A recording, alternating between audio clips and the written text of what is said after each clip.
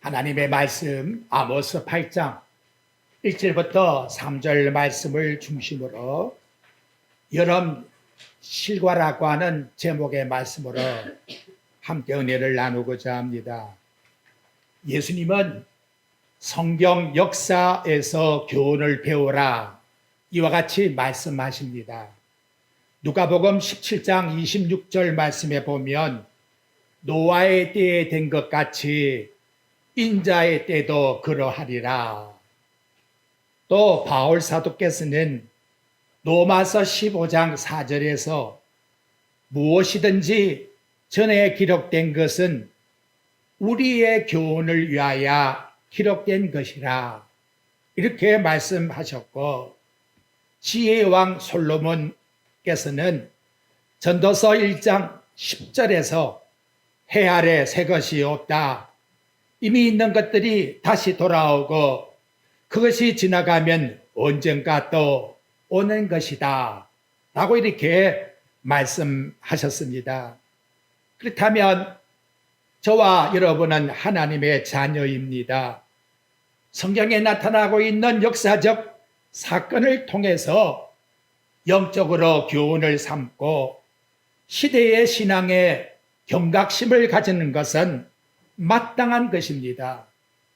오늘 본문에 나타나고 있는 아모스 말씀은 지금부터 약 2800년 전에 활동했던 이스라엘의 선지자의 선포의 말씀입니다.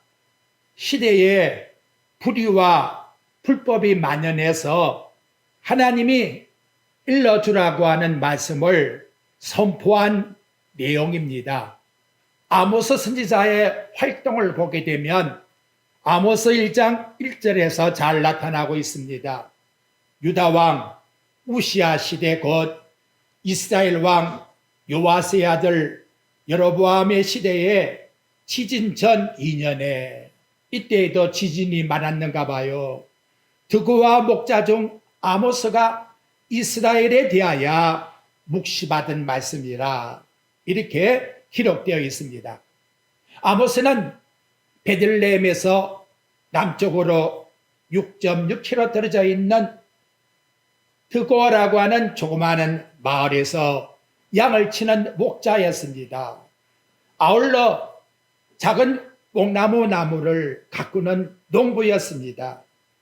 당시 아모스가 살고 있었던 이스라엘 나라의 상황을 보게 되면 이스라엘의 13대 왕 여로보암 2세가 다윗, 솔로몬 왕국을 제외한 그 다음으로 최고의 전성기를 이루는 그와 같은 정치를 하고 있었다는 것이지요. 영토가 매일같이 확장되고 있습니다. 그래서 세력이 약화되었던 당시 대국이었던 아람 나라까지도 가서 공격을 해서 하맛이라고 하는 도시를 빼앗는 영토의 확장이 이루어지고 있었다는 것이지요. 아울러 다른 여러 나라와 교역이 일어났으니 엄청난 경제적 성장을 가지고 왔습니다. 정치적으로 안정되었고 경제가 급성장하다 보니까 사회는 빈부의 격차가 심해지게 되었다는 것이지요.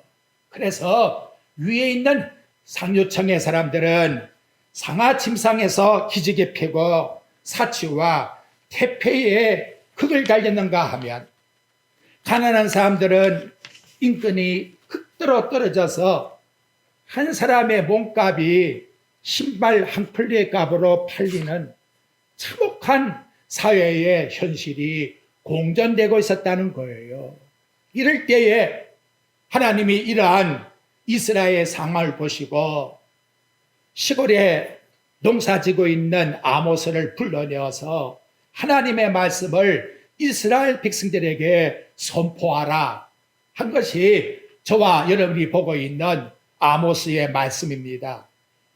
아모스라고 하는 이름의 뜻을 보게 되면 무거운 짐을 진 자, 시골 청년이 양 어깨에 하나님이 무거운 짐을 지어 주었어요. 그래서 하나님께서 아모스를 통해서 이스라엘이 장차 받을 재앙에 대한 말씀을 선포하라고 했으니 솔직히 순진한 농사꾼이 나아가서 이 나라가 망한다고 하니 얼마나 큰 부담이고 얼마나 큰 짐이 되겠습니까? 아모스 선지자가 일러준 하나님의 말씀을 보면 5가지의 묵시가 나오고 있는데 오늘 본문의 말씀은 4번째 나타나고 있는 묵시로서 여름 실과 한 광주리에 대한 말씀이 나타나고 있습니다. 구조적인 내용을 살펴보게 되면 7부분으로 나눌 수가 있습니다. 아모스가 일러주고 있는 묵시의 기원은 누가 주고 있느냐? 그래서 8장 1절에 나타나지요. 그 주체가 주 여호와께서, 그래서 신적 권위를 가진 말씀을 선포하고 있다는 겁니다. 두 번째 묵시의 내용이 뭐냐? 여름실과 한 광주리를 일러주어라. 그래서 여름실과가 묵시의 내용입니다. 하나님이 질문을 합니다. 네가 뭘 보느냐?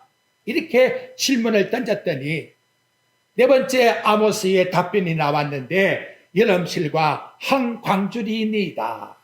이렇게 2절 하반절에서 대답을 합니다.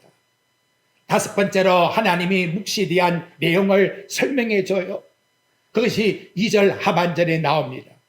내 백성 이스라엘 끝이 이르렀은즉 내가 다시는 저를 용서하지 아니하리라. 이스라엘 백성에게 대한 하나님의 심판의 시간이 가까웠다, 이르렀다 하는 것을 일러주고 있다는 것이지요. 하나님은 이제는 더 이상 이스라엘 백성들에게 대해서 죄를 용서하지 않겠다고 말씀을 합니다. 그래서 그 결과가 어떻게 되었느냐? 3절 말씀에서 자상하게 나오지요. 그날에 하나님이 심판하는 그날에 궁전의 노래가 애곡으로 변할 것이요, 곳곳에 시체가 많아서 사람이 잠잠히 그 시체들을 내어버리리라. 주 여호와의 말씀이니라. 한마디로 잔치집이 초상집으로 바뀌게 되었다라고 말씀하고 있다는 거예요. 분명히 결과는 원인이 있기 때문에 나오는 것이지요. 그래서 하나님이 왜 이러한 일을 해야 되느냐 하는 원인에 대한 내용을 4절부터 10절에서 말씀해 주고 있는데, 바로 그 시각적인 하나님이 보여주신 계시가 한 여름의 실과라고 말씀하고 있습니다. 여름 실과, 지금이 여름 실과를 먹는 지철이지요. 특징은 여름 실과에 여름 한철만 먹을 수 있다는 거지요. 철이 지나게 되면 먹을 수가 없는 것이 여름 실과의 특징이라고 말씀하고 있는 것입니다. 이는 곧 이스라엘 백성이 지은 죄악의 참혹함을, 영적인 하나님 앞에서의 죄성을 하나님이 환상으로 보여주고 있다는 것입니다. 겉으로 볼 때에는 여름실과 얼마나 먹기가 탐스럽습니까마는, 그런데 철이 지나게 되면, 시간이 지나게 되면 먹을 수 없는 실과가 되어버리고 만다. 그래서 이스라엘 백성은 잠시 동안 여름 실과와 같이 먹기가 좋은 그런 모습으로 지금 화려하고 번창하지만, 하나님은 반드시 죄악에 있는 이스라엘 백성을 심판하신다. 이렇게 말씀하고 있는 겁니다. 여러분, 이 오원을 보면 참 오묘한 것이, 여름 실과라고 하는 단어가 히브리 말에는 카이처라고 하는 단어를 쓰고 있습니다. 근데 이 카이처, 여름 실과가 끝이 이르렀다 할 때의 끝이라고 하는 단어는 케이처라고 하는 단어입니다. 그러니까 무슨 말이냐? 이스라엘 백성들에게는 이 두 단어가 너무 비슷하게 들릴 거예요. 하나님이 일러줍니다. 아모스야, 이 카이처, 여름 실과를 네가 보느냐? 이스라엘에게는 케이처, 끝이 가까웠다. 이렇게 일러주고 있다는 것이지요. 근데 여러분, 참 오묘한 것이, 성경에는 이 유사한 단어를 가지고 하나님의 계시를 드러낼 때가 있습니다. 에레미야 1장 11절과 12절에 보면 하나님이 에레미야에게 아모스와 똑같은 질문을 내요. 에레미야 선지자야, 네가 뭘 보느냐? 내가 살구나무를 보나이다. 네가 잘 보았도다. 내가 일러준 말이기 때문에 반드시 그대로 이루리라. 이렇게 일러주고 있는데, 여기서도 여러분 이 살구나무라고 하는 샤케트라고 하는 단어가 이룬다고 하는 샤카드라고 하는 단어와 너무나 흡사하게 일러주고 있어요. 너 지금 보고 있는 살구나무를 보고 있지?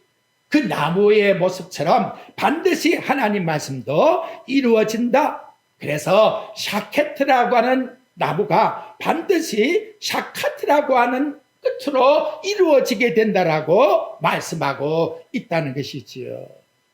자, 그러면 아모스를 통해서 심판의 날이 어떤 모습인가를 3절에서 보여주고 있어요. 뭐라고 나옵니까? 그날에 이렇게 말하고 있습니다. 궁중의 노래가 애곡으로 변할 것이요. 곳곳에 시체가 많이 쌓인다고 말해요. 궁중의 노래가 애곡의 노래로. 언제? 그날이 언제냐? 하나님이 정해놓은 시간, 카이소로스라고 하는 시간은 절대로 어길 수가 없다는 겁니다. 아무리 바닷물이 민물같이 엄청난 물이 들어온다 할지라도 절대로 모래성을 넘을 수가 없는 것처럼, 하나님은 당신의 정해놓은 그 딱 시간이 되게 되면 민물이 멈추는 것처럼, 하나님의 시간이 되게 되면 반드시 하나님의 사건은 일어나고 만다. 이스라엘 백성이 그날에 아무리 군사력이 있고 부강한 경제력이 있다 할지라도 그것이 하나님의 심판 앞에서는 아무것도 아니다. 그리고 이스라엘 백성이 믿고 있다고 하는 그 종교관, 그 종교심이 그날에는 아무런 보장이 될 수가 없다. 이렇게 하나님께서 통보를 해주는 거예요. 일방적 통보를 해주는 거예요. 이스라엘 백성과 의논하는 게 아니라는 것이지요. 근데 여러분, 그 통보의 내용을 9절 말씀에 보게 되면 상세하게 나타나고 있습니다. 이삭의 신당들이 황폐하며 이스라엘의 성소들이 회파될 것이라. 내가 일어나 칼로 여로보암의 집을 치리라. 이렇게 말씀하고 있다는 것이지요. 하나님께서 심판하는 그 심판의 세력을 누구도 막을 자가 없다라고 말씀하고 있다는 겁니다. 그렇다면 이제 여기서 우리 기억할 것은 도대체 궁중의 노래가 애곡의 노래로 바뀐다고 했는데 하나님이 왜 궁중의 노래를 듣기 싫어할까? 그걸 여기서 우리는 생각을 해보아야 돼요. 궁정 속에서도 우상을 섬겼고 산당에서도 우상을 섬겼고 하나님께 드릴 것은 이스라엘 백성이 내 백성이니까 하나님을 찬송하고 경배하는 그러한 하나님께 대한 찬양송을 드려야 될 터인데 궁정에서도 우상이 최고라고 우상의 노래가 나오고 그리고 동네 각처에서 우상 섬기는 곳마다 우상의 소리가 흘러나오니 이제는 내가 더 이상은 들을 수가 없구나. 그 노래에 대한 철저한 그 노래가 울부짖음으로 바뀌게 될 것이다. 이렇게 말씀해 주고 있다는 것이지요. 왜 울부짖게 되느냐? 여기 보면 8장 3절 하반절에 보면 곳곳에 시체가 많아서 시체가 너무나 많기 때문에 이제는 잠잠히 그 시체를 치울 것이다. 이렇게 말씀하고 있어요.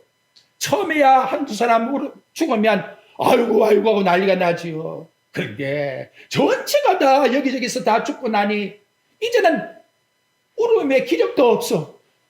이런 모습 속에서 마치 출애굽할 때에 애굽의 10번째 재앙인 장자의 죽음을 당했던 애굽 백성의 슬픔과 흡사한 그런 모습이 본문 속에서 나타나고 있다는 것입니다.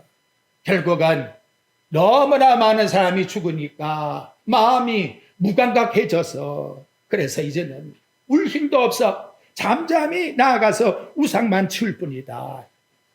근데 이러한 내용들이 누가 일으키느냐? 3절 하반절을 보니까 너희의 주인 되신 여호와 하나님의 말씀이라고 이와 같이 일러주고 있다는 것이지요. 자, 이제 중요한 것은 여로보암 2세가 참으로 그 시대가 번창했고 번영해서요. 정말 어찌 보면 그때의 종말이지요. 바울 사도가 말세에 대한 종말을 이와 같이 우리에게 일러줍니다. 디모데후서 3장 1절부터 4절에 보니 말세에 고통할 때가 온다. 사람들이 자기를 사랑하고 돈을 사랑하고 자랑하며 교만하며 비방하며 부모를 거역하며 감사하지 아니하며 거룩하지 아니하며 무정하며 원통함을 풀지 아니하며 모함하며 절제하지 못하고 사나우며 선한 걸 좋아하지 못하고 배신하며 조급하며 자만하며 쾌락 사랑하기를 하나님 사랑하는 것보다 더하니라. 종말의 이 모습이 아모스 시대 때에 하나님이 보여주신 여름 과실의 실과와 너무나 흡사한 것을 보여주고 있다는 것이지요. 우리 한국만 해도 여러분 부인하지 못하지요. 오전가요 신림도의 사건을 보십시오. 이제는 나 더 살기 싫다고는 칼을 가지고 다니면서 찔러 죽여요. 그리고 한 명이 죽고 세 명이 지금 중상을 당했다는 거예요. 아니, 자기 혼자 죽으면 될 걸 왜 칼을 품고 다니면서 길거리 사람을 찔러 죽이나 이 말. 이보다 더 참혹상이 어디 있겠습니까? 하나님이 바로 이러한 계시를 당시 아모스에게 보여준 것처럼 지금이 여러분 종말의 모습이라는 것을 나타내주고 있다는 거예요. 성경은 구약되어 있는 선지자를 통해서 일러줬지만 신약에서는 우리가 보고 있는 성경 말씀을 통해서 보여주고 있습니다. 그런데 아울러 우리에게 보여주시는 성경의 사건이 있어요. 그것이 뭐냐? 세상에 일어나고 있는 사건이 우연의 사건이 아니라고 말씀하고 있는 거예요. 세상에 일어나고 있는 이 모든 사건들이 머리털 하나라도 하나님 허락지 아니하면 떨어지는 법이 없다고 했는데 우연의 사건이 아니라 우리 인간을 깨우쳐 주고자 하는 하나님께서 앞으로 무서운 심판이 있다고 하는 그 징조에 대한 것을 일러주고 있다는 것입니다. 일주일 동안도 얼마나 많은 비가 와서 여러분 우리 한국만 하더라도 얼마나 많은 피해를 당했습니까? 약 50명 정도가 실종자가 또 죽은 자가 생기는가 하면 축구장 3만 개가 넘는 면적이 물이 다 잠겨버렸대요. 아마 우리 산동 안에 이런 일 모르겠어요. 제가 볼 때는 처음이지 않겠는가. 지구온난화가 생기면서 여기저기에서 기근이 홍수가 화재가 각종 재난이 매일같이 뉴스만 틀면 안 나올 적이 있습니까? 요사이는 얼마나 많이 나타나고 있습니까? 영적 경각심을 나와 여러분에게 주고 있는데도 우리는 너무나 안일한 상태 속에서 그 사건을 바라보고 있다는 것이지요. 예수님이 세상에 오셔서요. 예수님이 세상의 모든 걸 다 통치하시고 섭리하십니다. 그런데 예수님이 계신데도 누가복음 13장 4절과 5절에 보니까 실로암에서 사고가 생겨가지고 18명이 망대에서 무너져 죽었다고 이렇게 말씀하고 있습니다. 똑같은 신문에 올라왔다고 생각해 보십시오. 아, 그 부실공사했구만. 그래서 또 죽었네. 근데 예수님은 뭐라고 말씀합니까? 불시공사라고 말씀하고 있습니까? 실로암 망대에 죽은 사람들이 너희보다 더 죄가 많아 죽은 줄 알았느냐? 이번에 이렇게 비가 많이 와서 죽은 사람들이 우리보다 죄가 많아서 죽은 줄로 그렇게 생각하고 있느냐? 아, 실수했으니까 비가 올 때는 나가면 안 돼. 저부터 그래요. 근데 예수님 말씀이 뭐라고 말씀하고 있습니까? 너희도 만일 회개치 아니하면 나에게 찔러주는 말씀이란 말이에요. 다 이처럼 망하리라. 얼마나 우리에게 실존적 현재의 사건을 통해서 나와 여러분을 깨우쳐주고 있는가라는 것이지요. 포고의 사건으로 써여 지나갈 것이 아니라 저와 여러분에게 한 경각심을 주기 위해서 일러주는 사건이다. 그래서 예수님이 노새철을 생각해라. 노아의 때 생각해라. 실로암 망대에 죽은 사람들을 생각해라.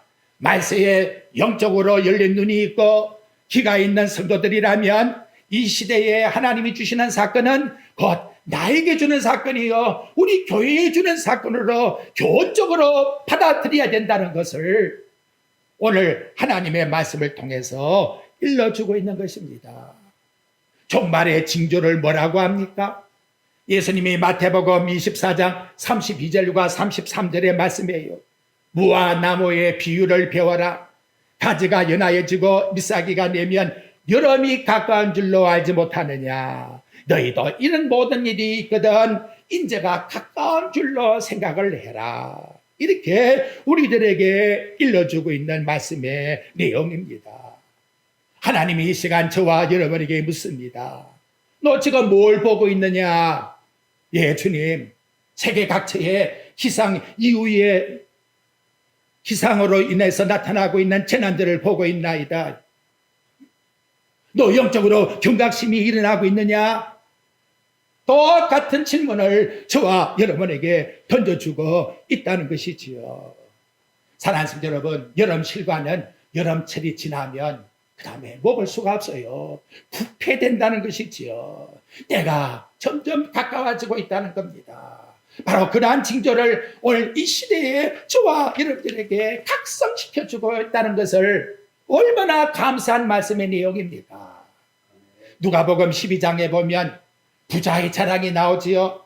소출이 풍성합니다. 그래서 심중에 이르기를 곡식을 어디다 다 쌓을 거. 그래, 네가 곡간을 갖다가 더 크게, 그래서 거기다가 다 쌓아 놓을 것이다. 내 영혼아 편안히 쉬자. 먹고 마시자. 즐거워하자. 이제는 내 남은 시간은 엔조이밖에 없어. 문제는 뭐냐? 하나님이 오늘 밤 네 영혼을 도로 찾으면, 여러분, 도로 찾는다는 말은 엄청난 의미가 있는 거예요. 하나님이 우리에게 영혼을 이 세상에 보내주신 거예요. 보내준 것만 생각하고 살고 있는 것만 생각하면 안 돼요. 네 영혼을 뭔가 도로 찾을 시간이 있다는 거예요. 그 시간대에는 나는 어떻게 할 거냐 이거지요. 듣기 싫어요. 저부터도 설교하기 싫어요. 하지만 진리이기 때문에 들어야 돼요. 누구나 반드시 임하기 때문에 우리는 받아 흡수를 해야 돼요. 그제가 복 있는 사람이라고 우리에게 일러주고 있는 겁니다. 자, 결과가 있으면 원인이 있다고 했지요. 이유가 뭐냐? 여러분 4절 말씀해 보십시오. 이유가 나와요. 한마디로 배금주의예요. 물질이 우상이 되었다는 거예요. 가난한 자를 삼키며 땅에 힘없는 자를 망하게 하려는 자들아 이 말을 들어라. 이렇게 여러분 말씀하고 있어요. 얼마나 착복을 하느냐. 6절 보십시오. 어떻게 이럴 수가 있을까요? 어리로 힘없는 자를 사며 신 한 클레로 가난한 자를 샀다. 신 한 클레가 얼마 될까요? 그걸 가지고 노예를 샀다는 거예요. 이거 얼마나 안타깝습니까? 그리고 찌꺼기 밀을 팔자라. 이렇게 하고 있다는 것이지요. 자, 오늘 나와 여러분에게 주는 경각심이 오늘 우리에게 뭐라고 일러주는 말씀의 내용입니까? 이들에게는 곡식을 팔아먹는데 에바가 그 곡식을 담는 그릇이 22리터예요. 근데 그걸 갖다가 딱 줄여가지고 20리터를 만들어버렸다는 거지요. 그리고는 거짓말로 속이는 거예요. 여기 본문 말씀이 나오고 있는 밀을 팔자 있는데 밀 순수한 밀만 팔면 얼마나 좋을까? 부엉키를 거기다가 섞어가지고는 밀을 팔아먹었다는 거지요. 이렇게 해서 속여버리고 있는 이 모습을 누가 다 알고 있느냐? 인간은 속여 파는 걸 그런 줄 알고 살 수 있지만 하나님은 절대로 그것에 대해서 그냥 방관하지 않겠다는 거예요. 그런데 더 안타까운 것은 오늘 본문 말씀에 보니까 이들이 말씀하고 있는 내용을 그대로 전해주고 있어요. 5절 말씀의 내용을 보십시오. 너희가 이르기를 월삭이 언제 지나서 우리가 곡식을 팔며 안식일이 언제 지나서 우리가 밀을 내게 할고 에바를 작게 하고 세계를 크게 하여 거짓절로 속이자. 하나님이 그들이 하는 말을 그대로 드러내고 있다는 것이지요. 여러분, 이 본문 말씀은 어려울 거 하나도 없어요. 딱 두 가지를 우리에게 지금도 제시해 주고 있습니다. 그것은 뭐냐? 너 정말 살아계신 하나님 앞에서 네 삶을 살고 있느냐? 그거예요. 호람되어라 그러지요. 하나님이 우리 마음과 생각을 다 알잖아요. 그 하나님 앞에서 내 마음을 다하시는 그분, 그 뜻대로 너 삶의 생활이 정직하게 살아가느냐? 둘째로, 너 정말 살아계신 하나님을 믿는다 하면 너 정말로 하나님을 사랑하느냐? 하나님을 사랑하는 마음과 정직한 마음을 가졌다 하면 네가 왜 너희들 이와 같이 심판하겠느냐? 근데 이런 원인이 다 어디서부터 나왔느냐? 딱 한 가지예요. 그 원인을 딱 꿰보니까 11절 봐요. 거기서 하나님이 그 근본 원인을 가르쳐 주어요. 뭐라고 말씀합니까? 주 여호와의 말씀이니라. 보라, 날이 이를지라. 내가 시근을 땅에 보내리니 양식이 없어 출입이 아니며 물이 없어 가람이 아니요 여호와의 말씀을 듣지 못한 기간이니라.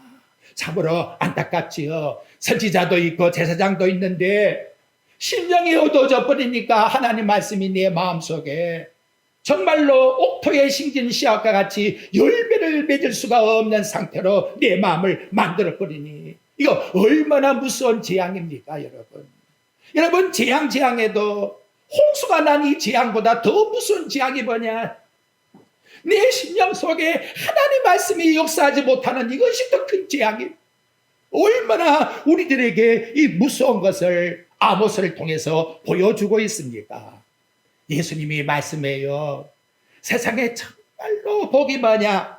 요한복음 8장 31절과 32절에서 말씀합니다. 진리를 알지니 진리가 너희를 자유하게 하리라.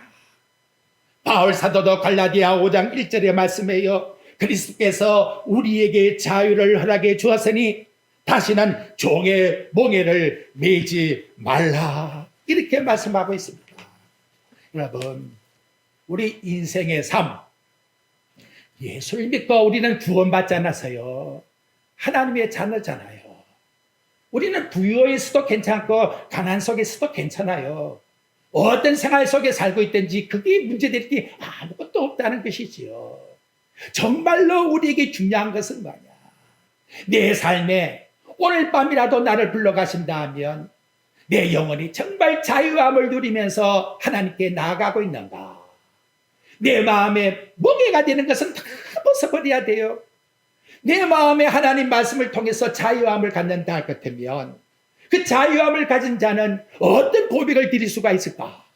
시편 46장 1절부터 3절에 보니까 하나님이 주시는 자유를 가진 자는 이렇게 고백을 해요. 하나님은 우리의 피난처시여 힘이시여 환난 중에 만날 큰 도움이시다.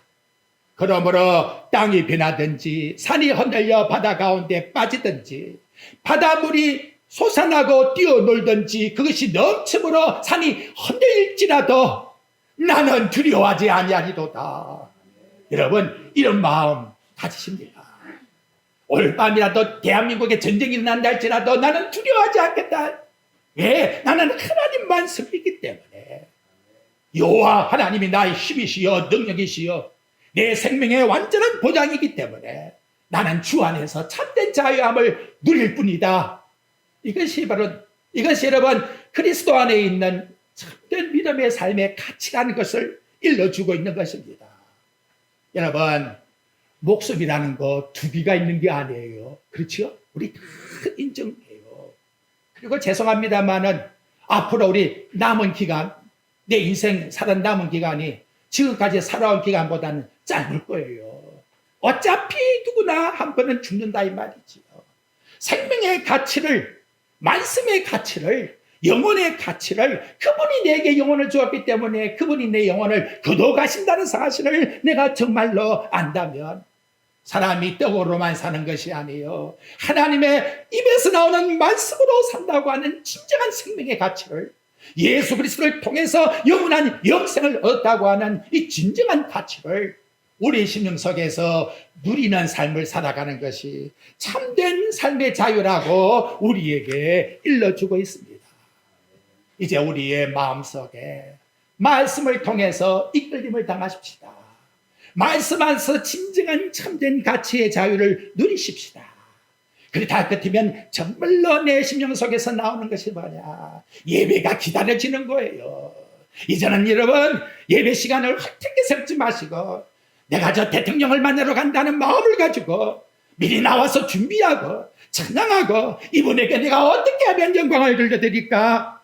내 몸과 마음과 뜻과 정성을 다해야 하나님이 기뻐하심이 뭘까? 걸어간 산재물로 나는 드려야 되겠다. 일주일에 한 번 나와 드리는 예배인데 또한 여러분 사람과의 관계가 달라지는 거예요.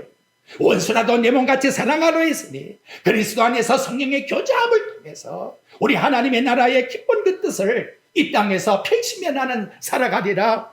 이와 같은 마음을 가지고 주 앞에 충성을 다하는 바로 이런 경각심을 주기 위해서 오늘 이런 과실에 대한 말씀을 나와 여러분에게 주신 것입니다.